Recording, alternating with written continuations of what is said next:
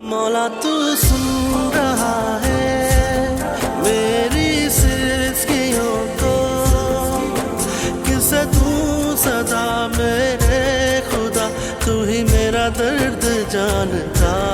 मौला तू सुन रहा है मेरी सिसकियों को।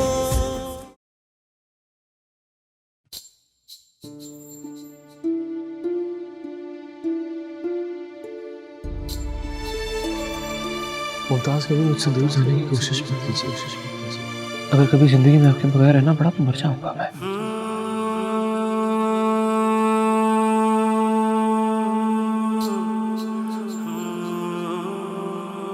ये मोहब्बत करने वाले ना सब झूठे होते हैं, दगा देते हैं, धोखा देते हैं। मैं सब तुम्हारे सामने, पछताने से कुछ नहीं होगा, सोग मनाने से कुछ नहीं होगा। समझी तुम?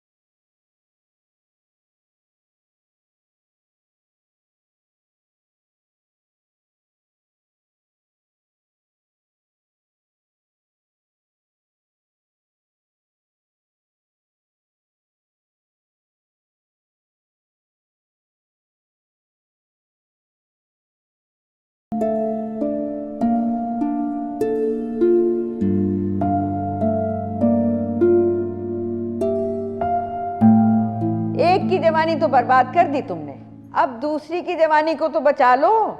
अरे तलाक याफ्ता जब तक तुम्हारे घर में है मोहम्मद हुसैन, रिश्ता नहीं आने का। उसको ब्याहोगे तो रास्ता खुलेगा, वरना उसकी जवानी भी इस कच्चे आंगन की मिट्टी में मिल जाएगी। किसे तू सदा मेरे खुदा, तू ही मेरा दर्द जानता। मौला तू सुन रहा है मेरी सिसकियों को।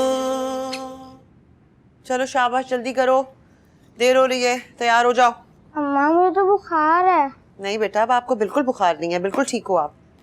अम्मा स्कूल जाकर फिर हो जाएगा। नहीं होगा, अभी आप नाश्ता करोगे ना तो फिर मैं आपको दवाई दूंगी। जल्दी करो, जल्दी, देर हो रही है। अम्मा मैंने बोला तो मुझे नहीं जाना है स्कूल।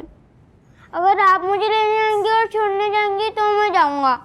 अभी फैक्ट्री जाते हुए खाला आपको स्कूल छोड़ेंगी और फिर उमैर मामू छुट्टी के वक्त आपको पिक करके घर ले आएंगे। शाबाश। नहीं, उमैर मामू मुझे डांटते हैं और पार्क चले जाते हैं, मैं अकेला रह जाता हूँ। अच्छा चलो ठीक है, मैं स्कूल से आपको लेने आऊंगी, ठीक है? जल्दी से जूते पहनो। मैं आपका नाश्ता बना रही हूँ, लंच भी मैंने पैक कर दिया, जूते पहनो। शाबाश शाबाश, जल्दी करो, जल्दी करो।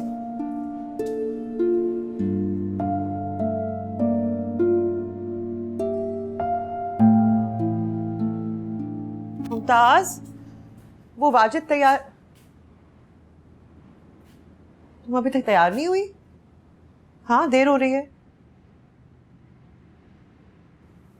मुझे नौकरी पे नहीं जाना।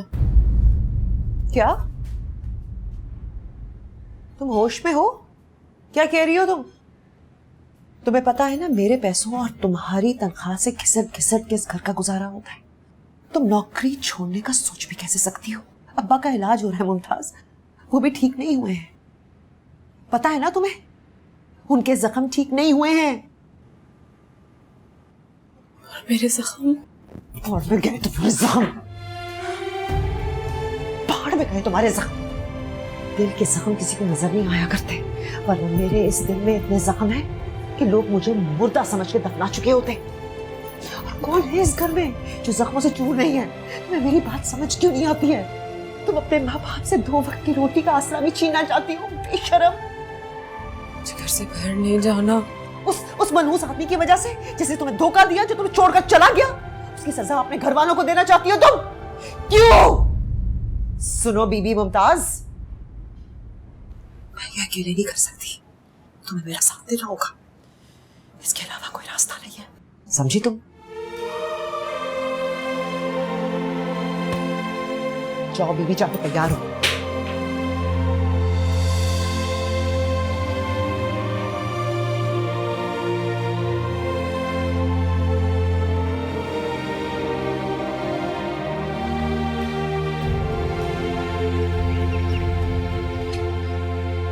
देखो बेटा, भाई चाहे छोटा ही क्यों ना हो, लेकिन बहनों के लिए वो बड़े भाई जैसा होता है। लेकिन अब्बा कोई भी मेरी बात नहीं मानता।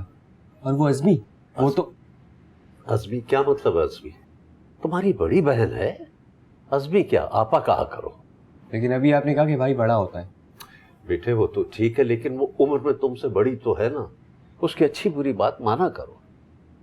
देखो कुछ मामलात में भाई अपने बहनों के बड़े बन जाते। अब तुम पढ़ रहे हो, अच्छी तरह पढ़ो, पढ़ के अफसर बन जाओ ताकि तुम अपने बहनों का ख्याल रख सको, उनके मुस्तकबिल का ख्याल रख सको, उनकी खिदमत कर सको।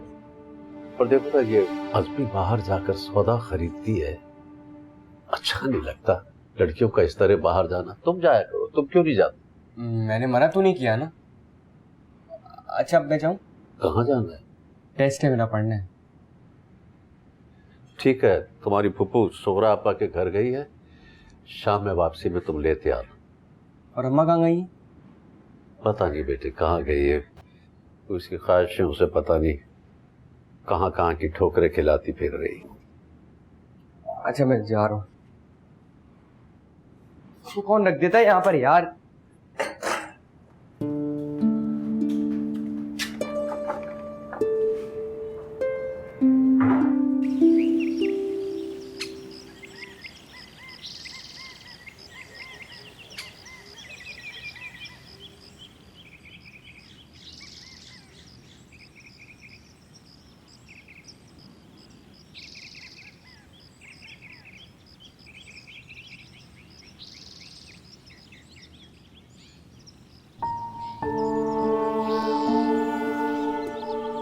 लड़कियों की कलाइयों में जन्नत का कलावा डालो, शादियां हो जाएंगी।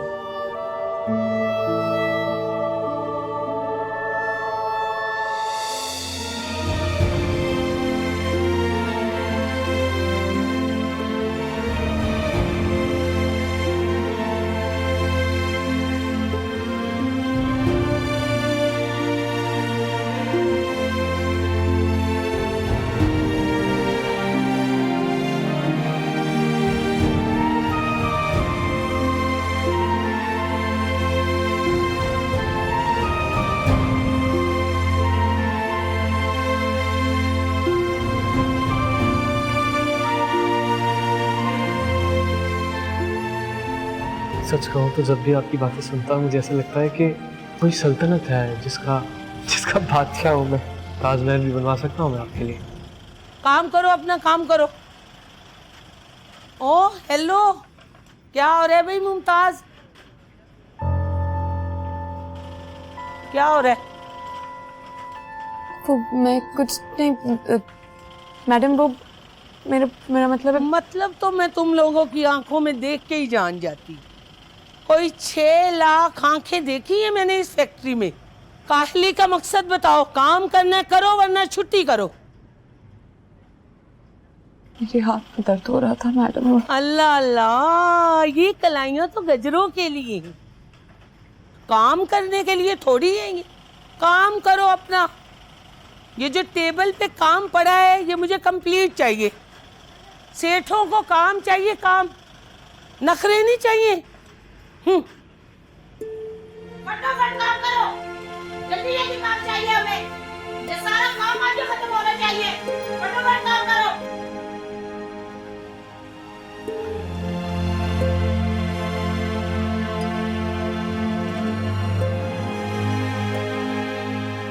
अलिफ बा ता सा जीम हा खा दाल जाल रा। शाबाश। अम्मा कल मुझे मुमताज खाला छोड़ने जाएंगी ना? हाँ, आपको खाला छोड़ाएंगी और मैं आपको खुद लेने आऊंगी। चलो शाबाश, याद करो। अच्छा। अरे कोई है जो मोहम्मद हुसैन को रोटी बना के देगा या आज भूखा रखना है? आ रही हूँ फुफ्फो, 2 मिनट सब्र कर लें, वाजिद को पढ़ा रही हूँ।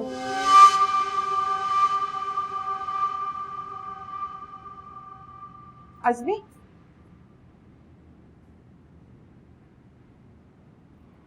क्या हुआ अम्मी?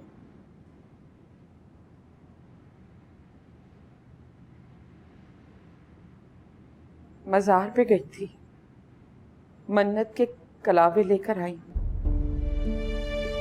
बीबी ने कहा है कि अगर ये कलावे अपनी बेटियों के कलाई में डाल दूंगी ना, उनकी शादी हो जाएगी। क्या हो गया अम्मी? हाँ अज़मी, तेरी शादी हो जाएगी। मुझे नहीं करनी शादी। क्यों करती हो ऐसी बातें अज़मी? तेरा घर बस जाएगा, तेरी औलाद को कोई पालने वाला मिल जाएगा। मुझे कुछ नहीं चाहिए अम्मी, मैं पाल लूंगी अपनी औलाद को, मुझे कुछ नहीं चाहिए। मैं करती हूँ ना सिलाई कढ़ाई। ऐसा क्या करूँ अम्मी कि मैं आप लोगों पर बोझ ना रहूँ? हमारी 4 रोटियां आप 4 रोटियों की नहीं है अज़मी। औरत का वजूद तो वजूद नहीं, वहशत है, परेशानी है मेरे लिए। मैं देख सकती हूँ तेरी वहशत को, तेरी परेशानी को। बांध ले कलावा, एक मन्नत तो पूरी होने दे मेरी। एक रात, सिर्फ एक रात मुझे सोने दे अज़मी। एक बार तो सुकून से सोने दे। बेटियों को बोझ समझना छोड़ दें, सुकून की नींद आ जाएगी।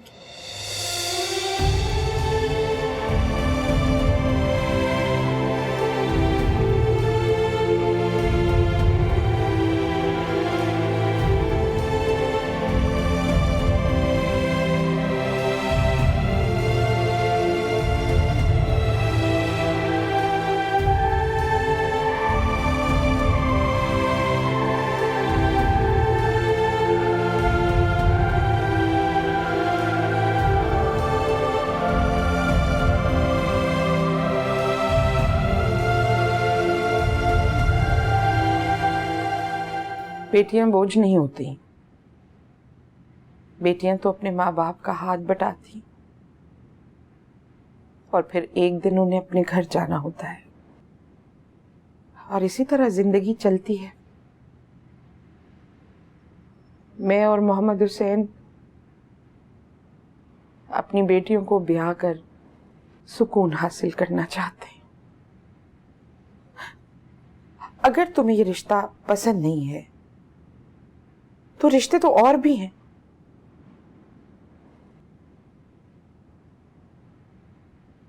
मैं अपनी बेटियों को उनके घरों में खुश देखना चाहती हूँ।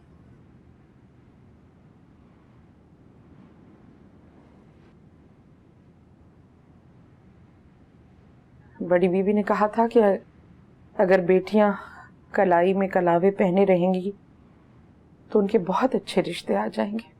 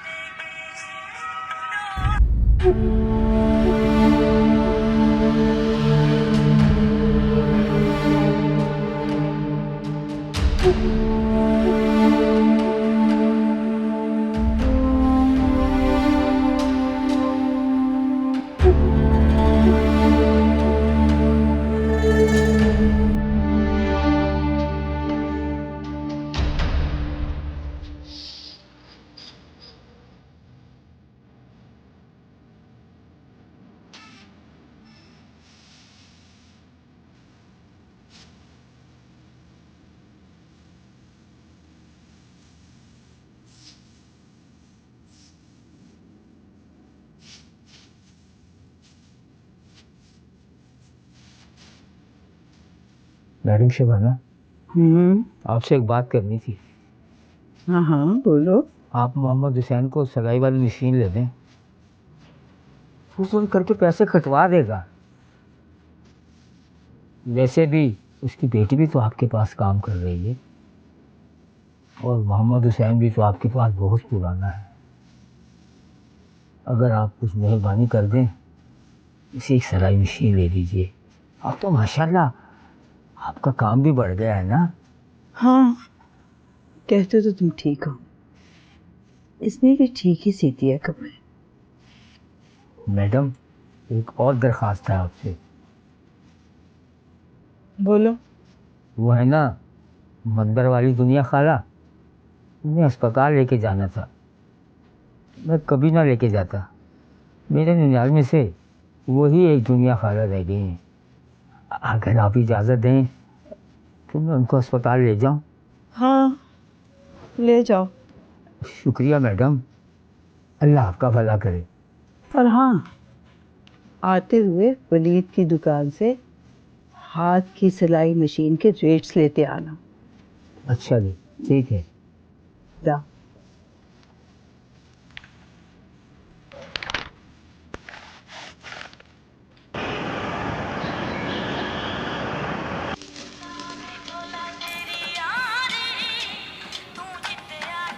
हाँ समझ आ रही है मुझे।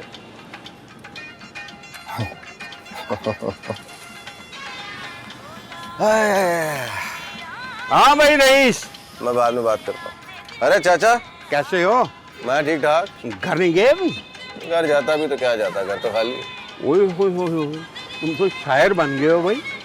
बात सुन, ये इश्क तो नहीं हो गया? ये इश्क भी ना बंदे को बंदा नहीं रहने देता।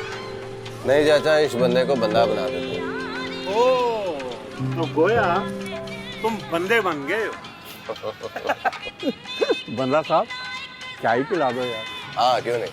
हाँ भाई, अबे ओ जी, 2 चाय लेके आ, दूध पत्ती जल्दी से।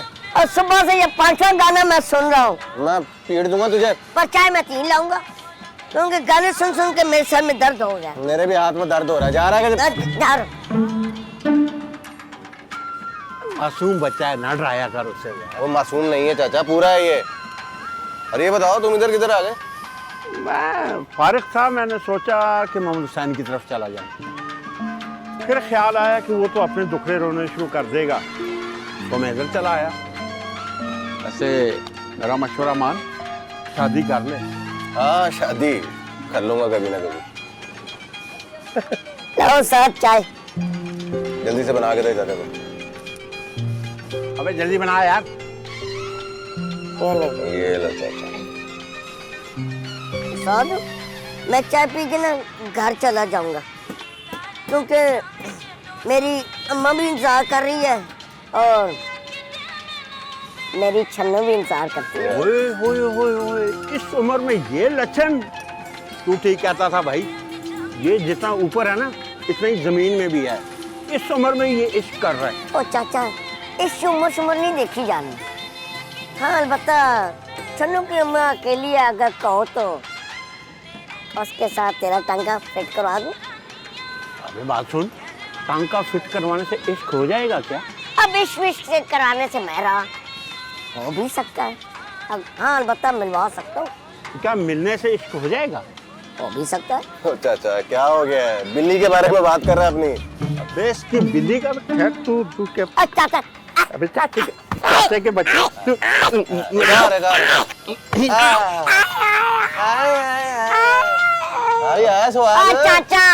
चाचा इतने ना मारा कर। क्यों, उधर क्या है? मेरी ये जुए माइंड करती है। ओए ओए इंसान का बच्चा बंद, मैं मजाक कर रहा था तेरे साथ। तो मैं कौन सा सच्ची मुच्ची था, मैं भी मजाक कर रहा था।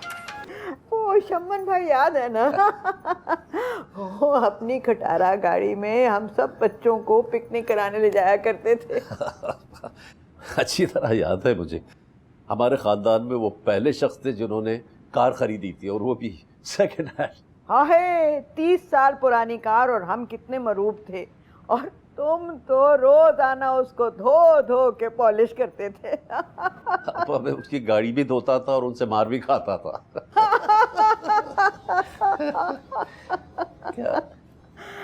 मोहम्मद हुसैन, इस बटवे में मैंने 1572 रुपए रखे थे और वो 500 रुपए नहीं मिल रहे। कहीं तुमने या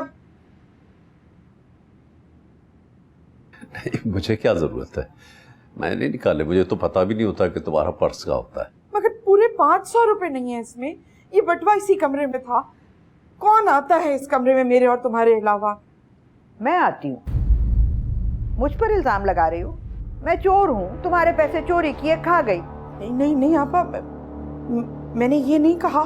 तुम नाम लिए बगैर मेरे भाई के दिल से मुझे निकलवाने की कितनी कोशिशें कर चुकी हो, क्या मैं जानती नहीं हूँ? और अब मैं चोर हो गई। मोहम्मद हुसैन, अब मैं यहाँ नहीं रह सकती। पापा, खदीजा का ये मतलब नहीं।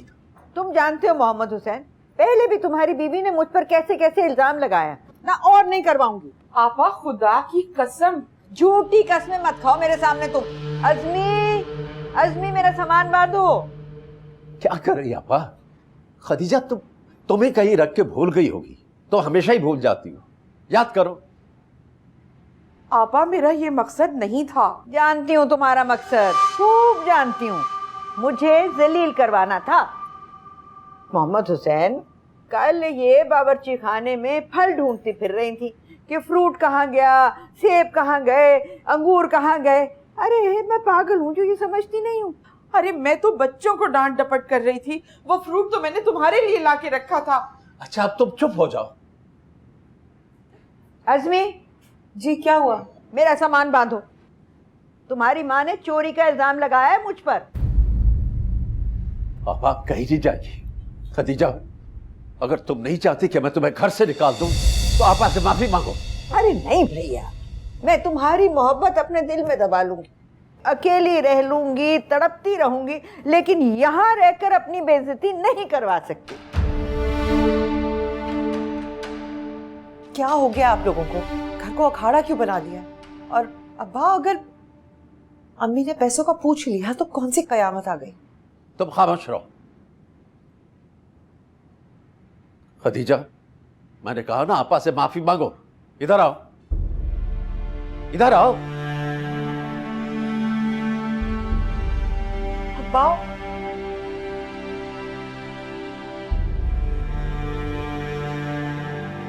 अब्बा, ये क्या कर रहे हैं आप?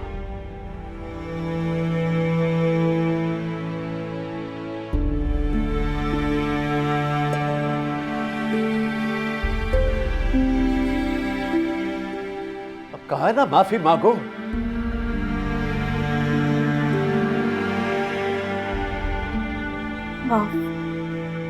माफ कर दीजिए पापा। हाथ जोड़ के माफी मांगो और कहो कि मैंने गलत किया, आप पर चोरी का इल्जाम लगाया, आइंदा होश में रहूंगी और ऐसे नहीं करूंगी।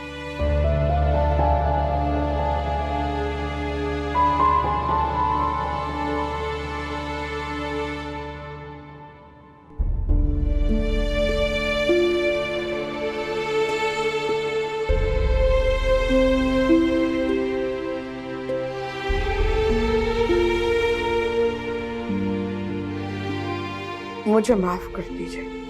पूरी बात करो, पूरी।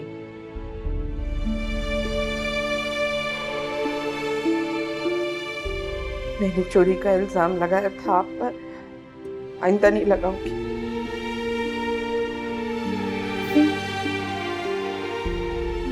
और तुम क्या मुझे खा जाने वाली नजरों से देख रही हो? मोहम्मद हुसैन, सब कुछ तुम्हारी मोहब्बत में बर्दाश्त कर रही हूँ, वरना यहाँ एक पल न रहती।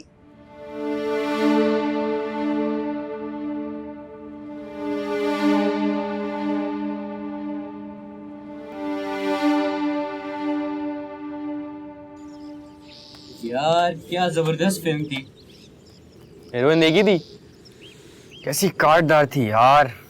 उसी हीरोइन की वजह से मैंने तुम दोनों में पैसे उड़ाए। हीरोइन की वजह से? मतलब? पहले ये फिल्म देख चुका था मैं, सिर्फ उसे देखने के लिए दोबारा देखी है। अरे अगर देख ली थी तो कोई और देखते ना।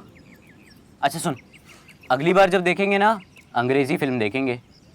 दिलबर हसीना देखा नहीं था उसका कितना बड़ा बोर्ड था।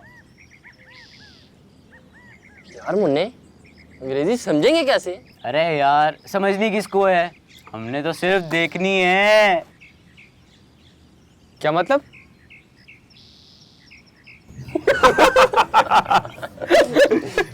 कॉल उड़ा दे रहा हूं अपने भाई। आप जानती तो है फुप्पो को, दफा करें।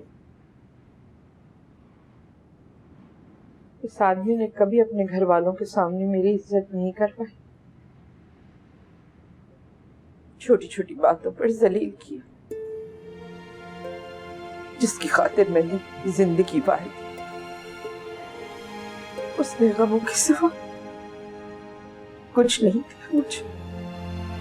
अपनी जवानी, अपनी सेहत उसके बच्चों में बांट, दिन रात इसके घर वालों की खिदमत की। पर क्या सिला में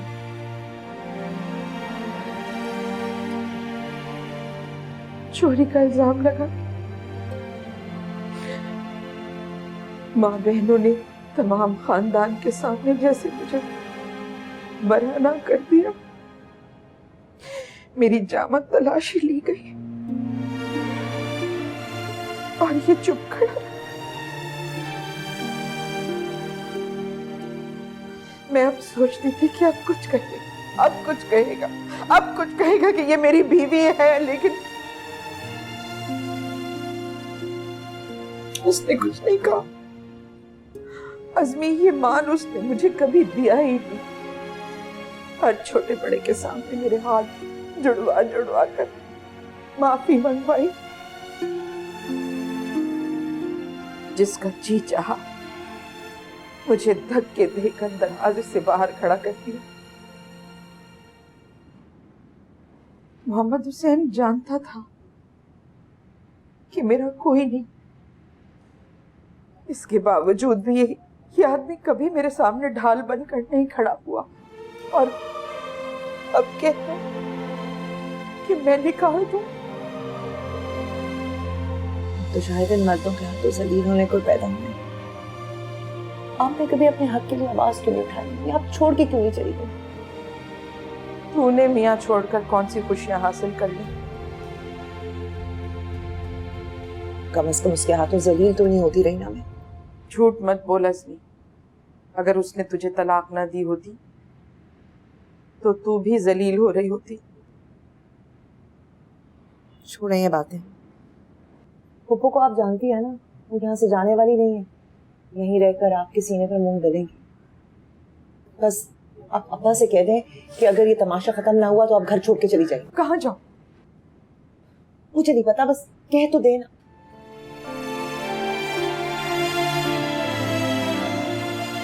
रोना तो बंद करे ना, मैं आपको ऐसे नहीं देख सकती। मैं करूंगी ना अब्बा से बात। कहीं ना सवेरे मिले, मिले तो अंधेरे मिले, बुझे हैं निगाहों के दिए। बात सुने मेरी, तनख्वाह लेने जाना है। इन सब की लाइन सीधी करके इन्हें बाहर लेके आओ। ठीक है और मैडम। बात सुनो, ये सेठ साहब नहीं है, ये सेठ साहब का बेटा है। जरा ध्यान से बात करना। किसी ने उल्टी सीधी बात की तो नौकरी से बाहर कर दी जाओगी। कोई लाइन खराब नहीं करेगा। इन सबको लेके आओ बाहर। ठीक है मैडम, सीधी लाइन बनाओ, खड़े हो जाओ।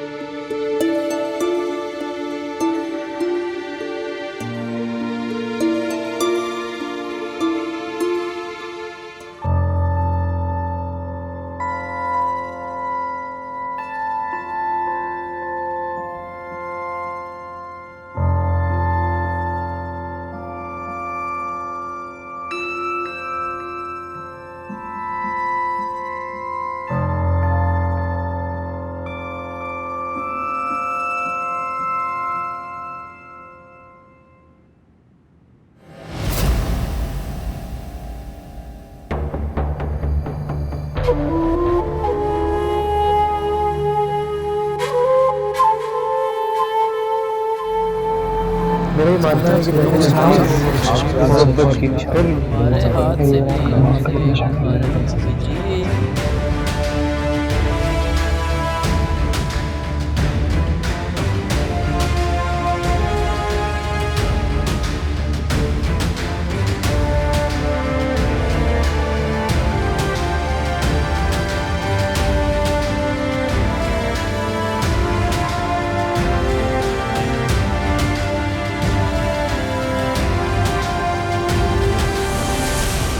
मौला तू सुन रहा है मेरी सिसकियों को, किसे दूं सदा मेरे खुदा, तू ही मेरा दर्द जानता। ओहो, आज भी तुम पूरा काम नहीं लेके आई? बस जी वो 2 जोड़े रह गए हैं, वो मैं सुबह तक दे दूंगी। दरअसल लोड शेडिंग बहुत होती है ना, तो इसलिए कभी कभी काम रह जाता है। जब तक लाइट नहीं जाती ना मैं सीती रहती हूँ। आप यकीन करें मैडम, लाइट जाती है तो घर के किसी काम को हाथ लगाती हूँ।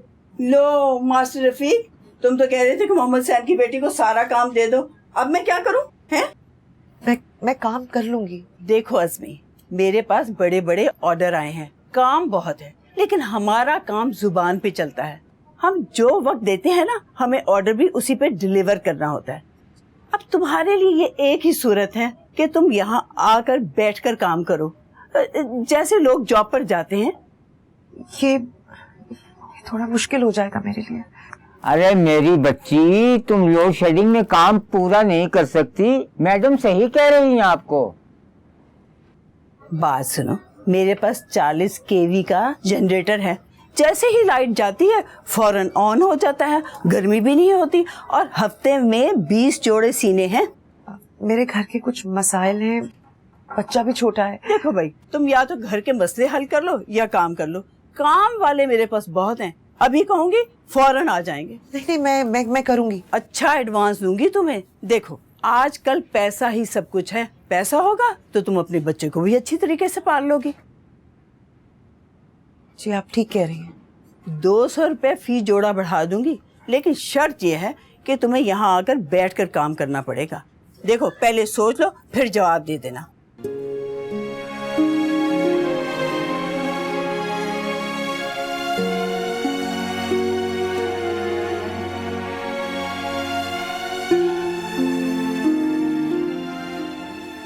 अम्मा, मेरा बैग। हाँ, पैसे मिलते हैं ना तो सबसे पहले वही ला के दूंगी आपको। अम्मा, मैं काम करने के बाद नाना के पास चला जाऊं? हाँ चले जाना, लेकिन अगर वहाँ पुप्पो हो ना तो फिर मत जाना। क्यों? वो जब बात करती है ना, फिर बीच में कोई बोले तो उनको बहुत बुरा लगता है, फिर डांटती हैं वो। चलो शाबाश, अभी अपना सबक याद करो, फिर जाना नाना के पास। अच्छा।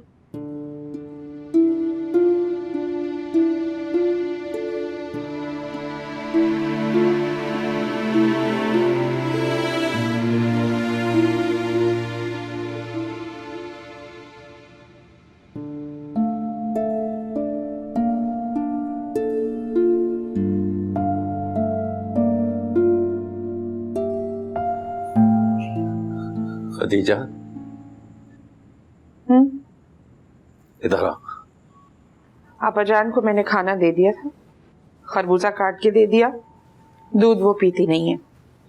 सुनो, इधर आओ, बैठो बैठो ना।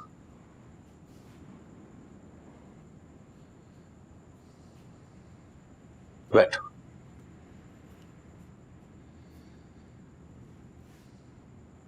कोई बात है क्या? हाँ,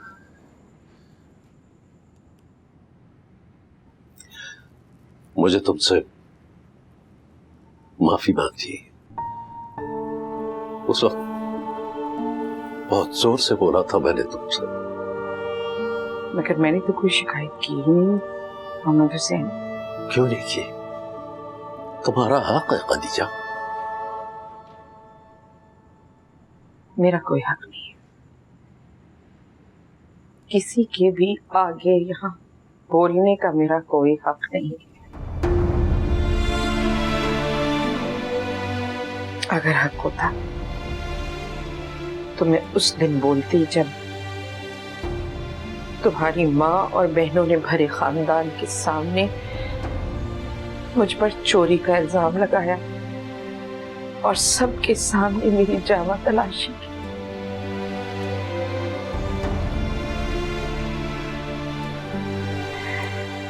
तुमने कुछ नहीं कहा, बल्कि मेरी तरफ देखा भी नहीं। उस दिन मुझे लगा कि मेरा कोई नहीं है, तुम भी नहीं मोहम्मद हुसैन। उस दिन भी मुझे बोलने का कोई हक नहीं था। जब तुम्हारी माँ ने तूफानी बारिश में मुझे बाहर निकाल कर दरवाजा बंद कर दिया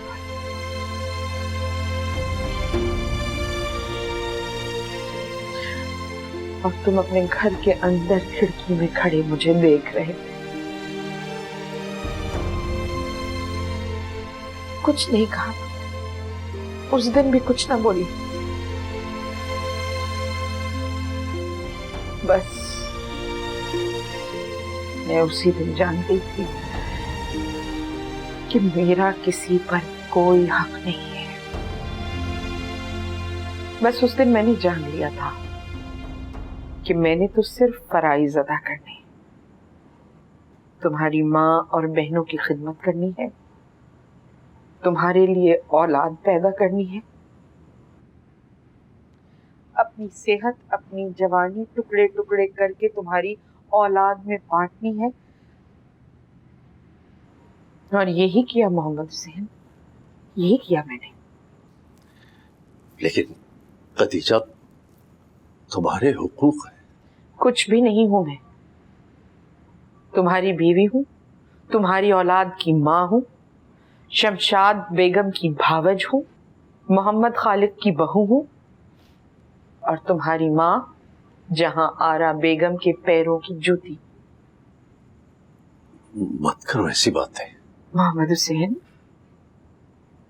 इस घर में कोई ऐसा कद्दे आदम आईना नहीं है जिसमें कि मैं पूरी की पूरी नजर आ सकूं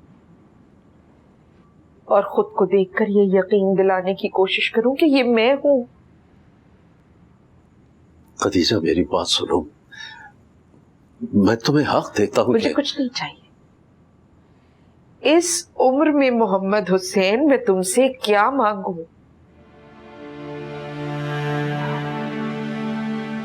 बस तुम इत्मीनान में रहो, न मैंने पहले कभी तुमसे कुछ मांगा है, ना आइंदा कभी कुछ मांगूंगी।